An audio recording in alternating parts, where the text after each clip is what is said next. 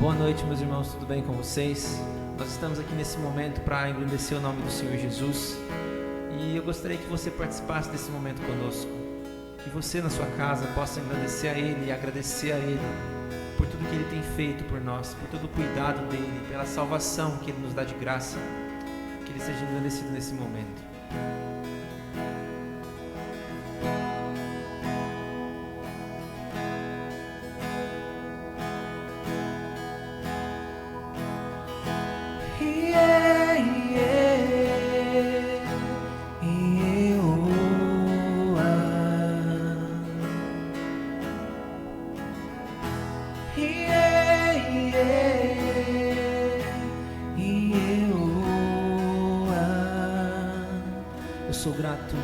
Eu sou grato por tudo que tenho,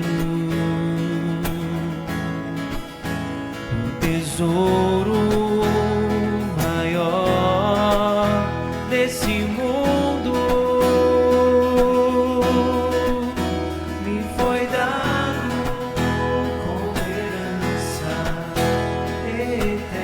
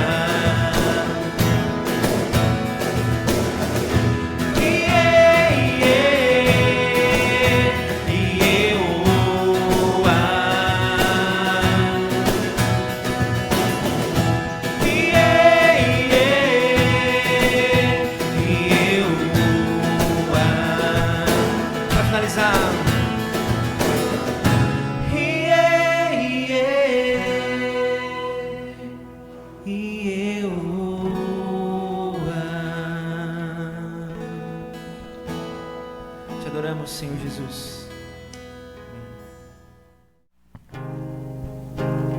No deserto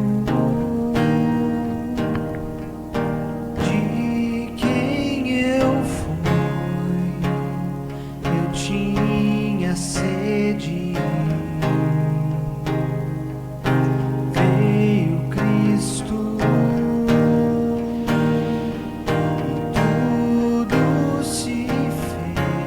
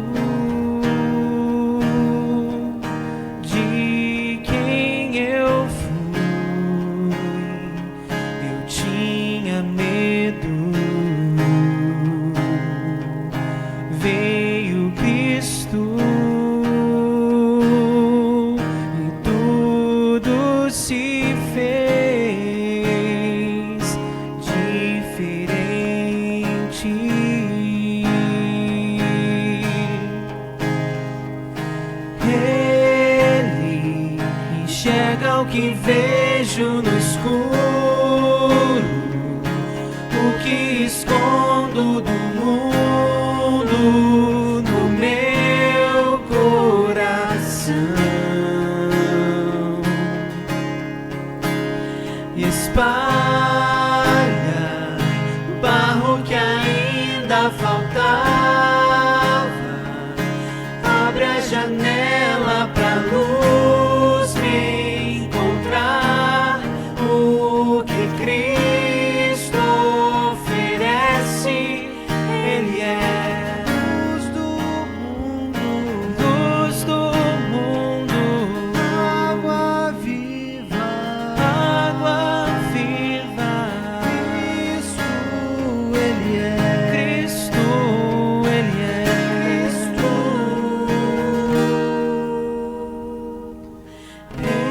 Ele tira o pecado do mundo, planta esperança na terra do meu coração.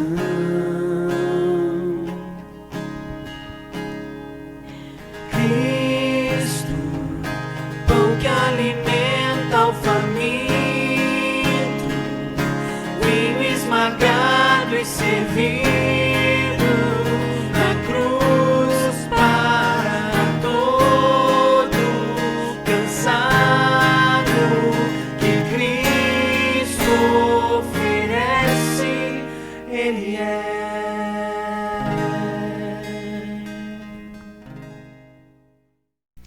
Bom, vamos passar para a palavra de hoje.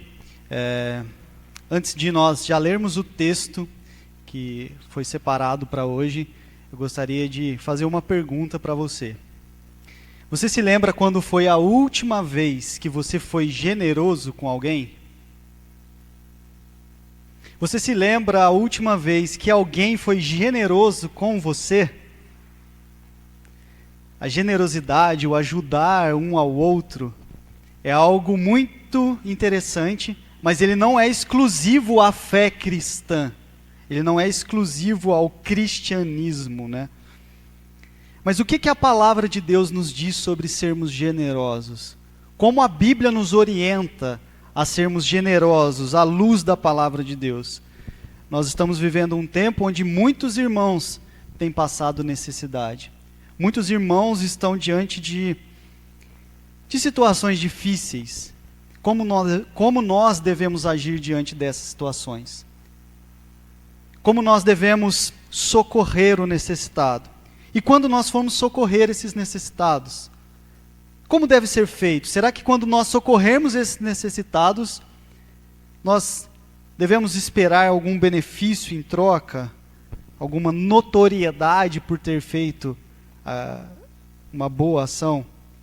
Então eu espero poder responder essas questões, e eu quero convidar você a abrir uma passagem muito conhecida. Talvez você já passou por ela algumas vezes durante sua caminhada cristã, e ela se encontra na segunda carta de Paulo aos Coríntios, no capítulo 9, nós vamos ler a partir do verso 6. Eu vou usar a versão NVI, que é a versão que nós adotamos aqui na igreja. Pode ser um pouco diferente da sua versão, mas se você quiser acompanhar com a gente, nós vamos projetar aqui também essa passagem, tá bom? Diz assim a palavra do Senhor: lembrem-se, aquele que semeia pouco, também colherá pouco, e aquele que semeia com fartura, também colherá fartamente. Cada um dê conforme determinou em seu coração, não com pesar ou por obrigação, pois Deus ama quem dá com alegria.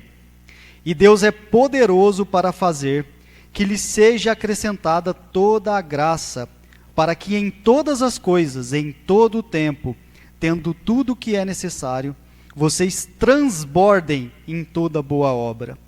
Como está escrito, distribuiu, deu os seus bens aos necessitados, a sua justiça dura para sempre. Aquele que supre a semente ao que semeia, e pão ao que come, também lhe suprirá e aumentará a semente, e fará crescer os frutos da sua justiça. Vocês serão enriquecidos de todas as formas, para que possam ser generosos em qualquer ocasião, e por nosso intermédio, a sua generosidade resulte em ação de graças a Deus. O serviço ministerial que vocês estão realizando não está apenas suprindo a necessidade do povo de Deus, mas também transbordando em muitas expressões de gratidão a Deus. Por meio dessa prova de serviço ministerial, outros louvarão a Deus pela obediência que acompanha a confissão que vocês fazem do Evangelho de Cristo e pela generosidade de vocês em compartilhar seus bens com eles e com todos os outros. E nas orações que fazem por vocês, eles estarão cheios de amor por vocês, por causa da insuperável graça que Deus tem dado a vocês. Graças a Deus por seu dom indescritível. Até aí. Vamos orar mais uma vez? Senhor, nós te agradecemos, Pai, por esse tempo. Estamos aqui reunidos, ó Deus, não da forma como gostaríamos, Pai, mas da forma como o Senhor preparou para que estivéssemos aqui essa hora, essa manhã, Pai. Te agradecemos, pois a sua palavra está aberta diante de nós, e nós sabemos que ela é viva, ela é eficaz, ela transforma, ela muda, ela nos confronta. E eu te peço nessa hora, Senhor, que o teu Espírito Santo traga iluminação às nossas mentes, para entender a sua palavra, e que não sejamos somente ouvintes, mas praticantes daquilo que vamos aprender nesse momento, Senhor. Te agradecemos, Pai. Oramos mais uma vez pela situação da nossa cidade, do nosso país e a situação do mundo, Senhor. Tenha misericórdia de nós, tenha misericórdia da sua igreja, tenha misericórdia daqueles que estão enfermos, ó Deus. Tenha misericórdia daqueles que estão enlutados nesse momento, Pai. Obrigado pela nossa saúde, pelo seu cuidado para conosco. Pedimos ao Senhor, fale conosco, porque nós dependemos de Ti, Pai. Em nome de Jesus. Amém. Nós vamos entender antes qual é o contexto dessa passagem que nós lemos. Quem escreveu essa passagem foi o apóstolo Paulo. O apóstolo Paulo escreveu essa carta aos Coríntios e ele direcionou essa carta para uma cidade chamada Corinto. Óbvio, né? Por isso que chama Carta de Paulo aos Coríntios. Quem levou essa carta até a cidade foi um servo, um discípulo de Paulo chamado Tito. Nessa carta específica de 2 Coríntios, Paulo ele vai tratar de algumas situações. Ele não somente vai trazer orientações para a igreja, também exortações, mas Paulo também ele vai incentivar e agradecer a igreja de Corinto, porque na primeira carta que ele escreveu a essa igreja, ele passou algumas orientações. E a igreja obedeceu essas orientações. Então, nessa segunda carta, ele está também agradecendo e incentivando a igreja por conta disso. Essa passagem específica que nós lemos no capítulo 9, Paulo está voltando a atenção da igreja para um assunto que ele começou a falar lá no capítulo 8. Ele falou para a igreja o seguinte: olha, tem uma igreja lá em Jerusalém, na Judéia, que está passando necessidade. Os nossos irmãos lá estão necessitados. Então ele fala para a igreja de Corinto: nós precisamos levantar uma oferta e enviar para essa igreja. E aí Paulo ele está apelando para a generosidade da igreja de Corinto para socorrer a igreja lá em Jerusalém. E aí aqui nessa passagem específica, Paulo então fala: eu já passei as orientações para vocês. Vocês precisam ser generosos com os outros irmãos que estão passando necessidade. E aí agora chegou a hora da prática. Vocês precisam levantar uma oferta para essa igreja que está passando necessidade. E aí nós chegamos então nesse trecho que nós lemos de 2 Coríntios, capítulo 9, dos versos 6 ao 15. Para esse trecho específico, eu gostaria de fazer duas divisões. O primeiro ponto que eu gostaria de destacar, eles vão do verso 6 ao verso 11. Paulo ele vai tratar especificamente nessa parte da semeadura e da colheita. Paulo ele vai fazer uma comparação com a agricultura. A parte de agricultura naquela época era algo muito simples, muito comum para eles. Então Paulo faz uma comparação com a agricultura. E aqui ele ensina uma coisa que parece ser lógica para nós. Ele fala o seguinte para a igreja: se você semeia pouco, você colhe pouco. Se você semeia muito, você colhe muito. Parece lógico isso, né? E aí dentro dessa parte específica, nós podemos observar dois aspectos. Dos versos 6 ao 9, Paulo está falando para eles: uma vez, igreja de Corinto, que vocês foram abençoados com tanta fartura, vocês também precisam semear com fartura. E aí ele fala algo muito interessante: não por obrigação, não com relutância, mas com alegria, porque Deus ama quem age assim.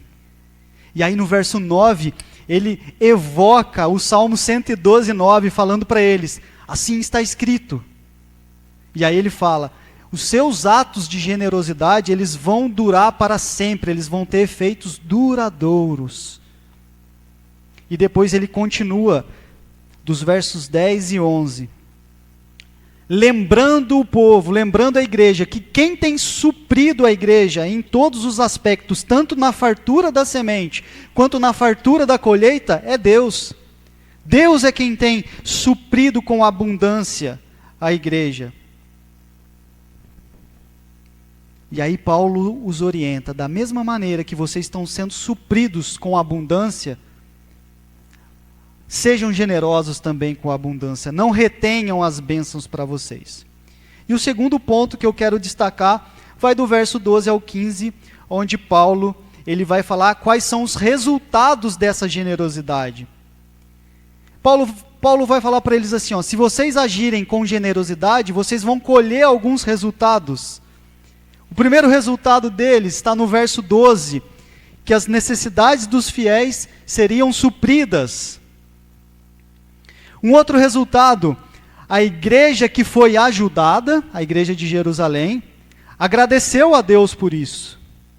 Um outro resultado: a igreja que ajudou, mostrou obediência ao Evangelho. Os coríntios, a igreja de Coríntios, uma vez que ela ajudou a igreja de Jerusalém, eles mostraram que são obedientes ao Evangelho. Outro resultado dessa generosidade: houve a intercessão e a oração, porque a igreja que foi ajudada orou agradecendo e se lembrou dos irmãos de Corinto. E um outro resultado dessa generosidade: os laços afetivos entre os irmãos foram estreitados. E é interessante que o apóstolo Paulo fecha no verso 15, né, dizendo assim: ó, eu observo tudo isso que está acontecendo, igreja de Corinto, e eu me alegro em Deus por fazer parte disso. E eu me alegro em Deus porque o dom de ser generoso é Deus quem dá, e eu faço parte disso.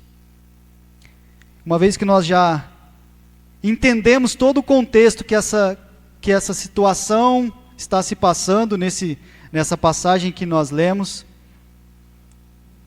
eu quero passar agora para o que nós podemos aprender com isso. O que Paulo está nos ensinando aqui?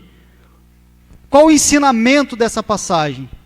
Beleza, Rodrigo, eu entendi. Paulo falou para a igreja de Corinto ajudar uma outra igreja que estava com necessidade. Paulo explicou que a fartura vem de Deus, é Ele que abençoa e a gente precisa fazer isso, tá? O que a gente aprende com isso?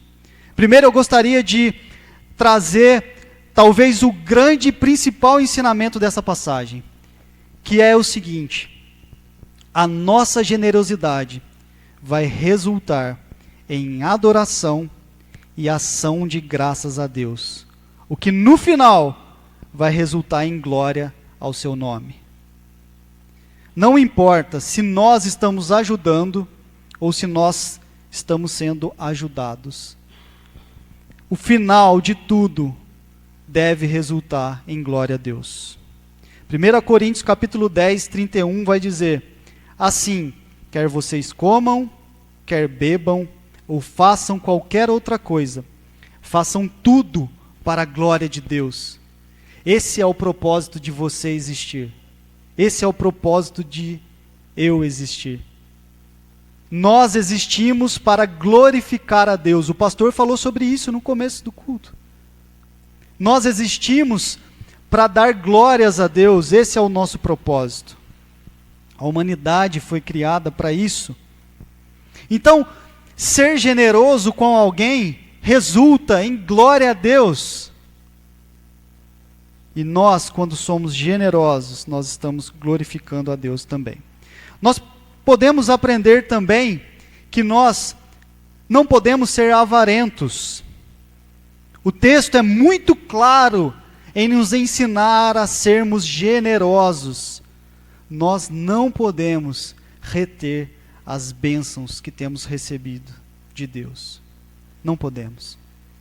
E é interessante, porque Paulo nos diz que quanto mais nós abençoarmos, mais Deus vai nos abençoar para que a gente possa abençoar mais pessoas. E em cima desse ensinamento, nós também devemos lembrar que nós devemos ser generosos para a glória de Deus. Para a glória de Deus. Nunca pense que você deve ajudar esperando receber algo em troca, ou algum benefício próprio, ou holofote.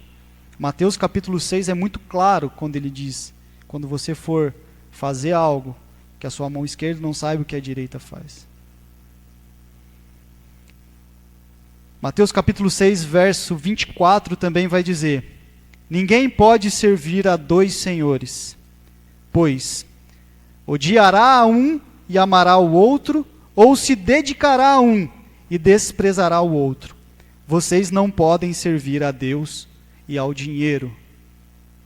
Quem é o seu Deus?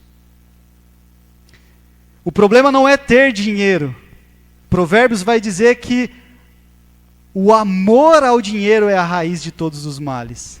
O problema não é você ter dinheiro, o problema é você amar o dinheiro ao ponto dele se tornar o seu Deus. Esse é o problema. Então, que nós não sejamos avarentos. Nós devemos amar as pessoas e usar as coisas, e não o contrário.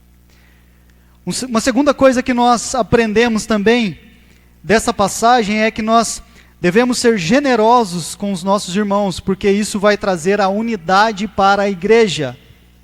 Quando nós ajudamos os nossos irmãos na fé, os nossos laços afetivos são fortalecidos. Provavelmente você já passou por isso em algum momento da sua caminhada cristã. Quando você ajuda alguém, parece que você se conecta a essa pessoa, né, de alguma forma.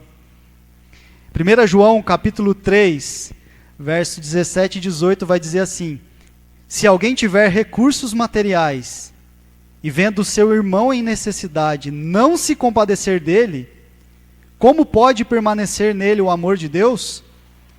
Filhinhos, não amemos de palavra nem de boca, mas em ação e em verdade. Olha, no seminário, o professor Franklin Ferreira falou uma frase em uma das aulas e ela ficou marcada no meu coração. Ele disse o seguinte, entre nós, cristãos, não deveria haver necessitados. Não deveria. Um outro ponto que nós aprendemos nessa passagem é que a nossa generosidade testemunhará ao mundo sobre a nossa fé. A Bíblia vai nos dizer que nós seremos reconhecidos pelo amor uns para com os outros. Está lá em João capítulo 13, verso 35. Uma vez que eu cuido de você e você cuida de mim, uma vez que eu me preocupo com o seu bem-estar e você se preocupa com o meu, e nós nos preocupamos uns para com os outros como igreja, isso nos dá uma grande arma, nos dá uma grande ferramenta, nos dá uma grande ferramenta mesmo, uma grande arma para que a gente possa testemunhar sobre a nossa fé e o nome de Deus seja engrandecido.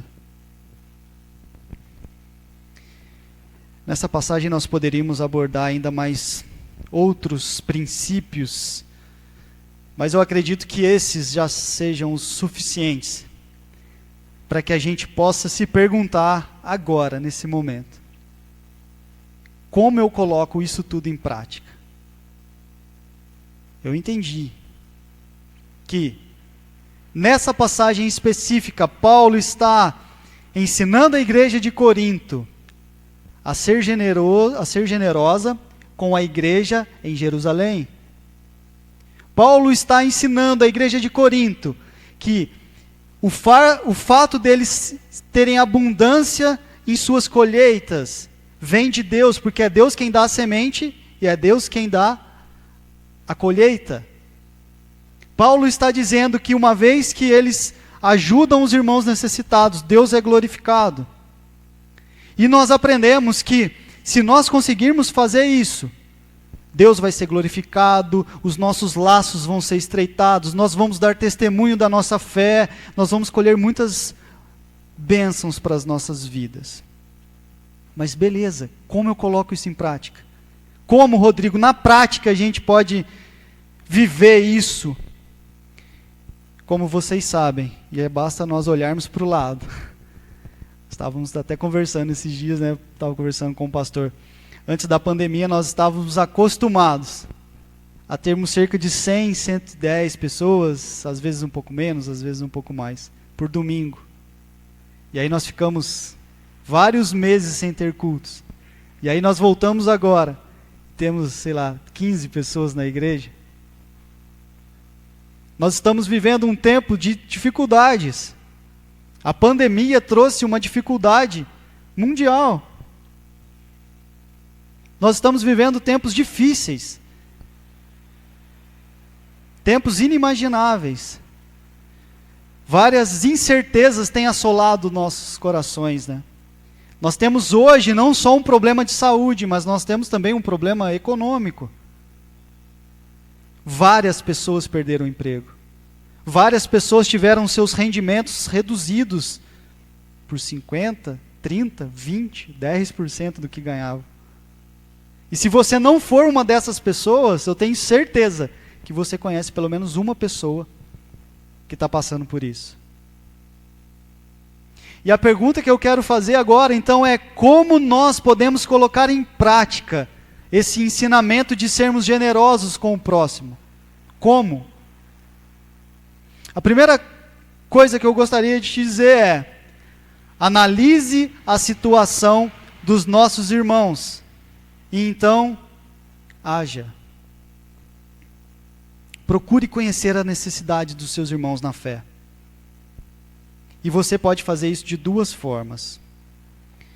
A primeira forma de fazer isso é uma forma muito comum, através de um discipulado ou através de um grupo pequeno da igreja. Não sei se você faz parte de algum grupo pequeno da igreja. Se não, eu quero te convidar a fazer parte. Porque no grupo pequeno da igreja é onde nós nos conhecemos, nós nos relacionamos, e um se abre com o outro. E aí você começa a conhecer a necessidade do outro. E você pode também se abrir com o próximo e falar sobre a sua necessidade. Então, através do discipulado, um a um, e através do grupo pequeno, você vai conhecer a necessidade dos seus irmãos, porque você vai ter mais contato e mais intimidade. Uma outra forma de fazer isso é recorrer à liderança da igreja. Pergunte para a liderança se a igreja está socorrendo alguém especificamente, porque normalmente os irmãos necessitados procuram a liderança da igreja. Procure a liderança. Ô pastor Mateus, tem alguém da igreja precisando de alguma coisa específica? Ou então, procure a liderança da igreja e saiba quais são os eventos sociais que a igreja está fazendo. A igreja não está parada. Nós já estamos nos movimentando. Tivemos agora há pouco um evento social da festa junina, né? Onde nós recolhemos mantimentos, conseguimos fazer cestas básicas para ajudar as pessoas. Estamos agora com a campanha do agasalho, já temos bastante agasalho ali onde nós vamos abençoar as pessoas que precisam. Procure a liderança da igreja e fala: e aí, o que a igreja está fazendo? Onde que a igreja está socorrendo? Qual que é o movimento? E aí, em cima dessas informações, veja qual a melhor maneira de se envolver, qual a melhor maneira de você ajudar. E não se esqueça, seja generoso e faça isso com alegria, com amor a Deus, conforme Paulo orientou. E eu quero te lembrar que não é questão, meus irmãos, de quantidade, mas de sinceridade de coração. Em Lucas capítulo 21, do verso 1 ao 4, nós temos uma história lindíssima da viúva pobre. Não sei se você se lembra dessa história. Várias pessoas estavam depositando ali os seus recursos, e Jesus só observando quem estava entregando os seus recursos. E aí uma viúva pobre deu 2 moedinhas. Quase nada aos nossos olhos, mas era tudo que ela tinha. Eu quero te lembrar também que não precisa ser somente dinheiro. Você pode ajudar doando roupas, doando alimentos, socorrendo a pessoa com algum bem material que você tem, por exemplo, deixando seu veículo à disposição de algum irmão que não tem um veículo e precisa fazer alguma coisa, hospedar alguém na sua casa.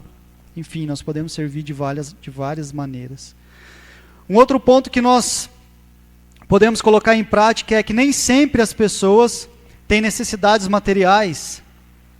Além da ajuda financeira, nós devemos ser generosos também com outros recursos, como, por exemplo, o tempo. Se nós gerenciarmos bem o nosso tempo, nós podemos socorrer pessoas que hoje estão ansiosas, depressivas, com medo do porvir. Tire um tempo, converse com essa pessoa, passe um tempo falando com ela, faça uma chamada de WhatsApp, de Zoom, use a tecnologia a seu favor, converse, aconselhe, use o seu tempo. Use o seu tempo orando por essa pessoa. Use o seu tempo se dispondo a, talvez, se o assunto for tão sério, a ajudar ela a procurar uma ajuda de um profissional de área da saúde. E por último, mas não menos importante, uma forma de nós colocarmos isso em prática é: ofereça o melhor socorro de todos. Talvez você esteja pensando, eu até conheço algumas pessoas, mas elas estão tão bem de vida, elas estão bem financeiramente, elas estão bem de saúde, elas estão bem em todas as áreas, elas não precisam disso tudo que você falou, Rodrigo. Talvez nós não nos encaixamos em nenhuma dessas coisas que foi conversado até aqui. Mas, meu irmão e minha irmã, eu gostaria de te dizer uma coisa. A maior miséria de todo ser humano é a miséria da alma. Ainda que as pessoas estejam tão abastadas de bens materiais, ainda que as pessoas estejam com saúde de ferro, sejam prósperas em tudo que elas façam, se elas não têm Cristo, elas não têm nada. Existe uma fome e uma sede no coração de todo ser humano, que só podem ser preenchidos pelo pão da vida e pela água viva que vem através de Jesus Cristo. E eu quero te encorajar, se você já foi saciado por Cristo, então vá e ofereça de graça o que um dia de graça você recebeu. Ofereça para as pessoas que estão miseráveis aí fora, sedentas, precisando de um Salvador e de um Senhor. Seja generoso, seja generosa. Agora, se você que está me ouvindo nesse momento, se você entende a sua miséria, se você sabe que você precisa de um Salvador e de um Senhor para você, se você sabe que você precisa de algo para preencher a sua vida que nada mais preencheu, eu quero te convidar nessa hora, arrependa-se dos seus pecados. Entregue a sua vida ao senhorio de Jesus Cristo. Somente Ele pode te saciar. Somente Ele pode suprir a sua vida. Somente nele você será completo. A palavra de Deus vai nos dizer em João capítulo 3, verso 16: porque Deus amou o mundo de tal maneira que Deus deu o seu Filho, para que todo aquele que nele crê não pereça, mas tenha vida eterna. Deus deu generosamente, amorosamente, para mim e para você que não merecíamos. Deus deu o melhor dele por nós, que foi o seu Filho. Assim, nós devemos dar também generosamente, pensando e amando o próximo, como Cristo nos amou. Vamos orar? Deus, que grande amor o Senhor teve para conosco ao nos dar seu Filho. Obrigado, Senhor, por sua graça abundante, e não só por isso. Obrigado por sua generosidade sem fim, ao nos sustentar todos os dias com a sua misericórdia e com a sua graça. Nós te agradecemos também pelo seu sustento em todas as áreas de nossas vidas. Nos ajude, ó Deus, a sermos generosos para com os nossos irmãos. Que nós possamos nos lembrar todos os dias que nós somos apenas mordomos daquilo que o Senhor tem confiado em nossas mãos. E entendendo isso, que possamos usar os nossos recursos para socorrer ao próximo e te render glória e louvores. Livra-nos da avareza, Senhor. Livra-nos da mesquinharia. Livra-nos do apego às coisas desse mundo. E até quando nós conseguimos socorrer os necessitados, nos livra do orgulho e da soberba de fazer boas obras.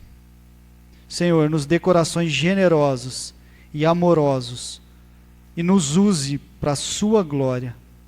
Em nome do teu Filho amado Jesus que nós oramos. Amém.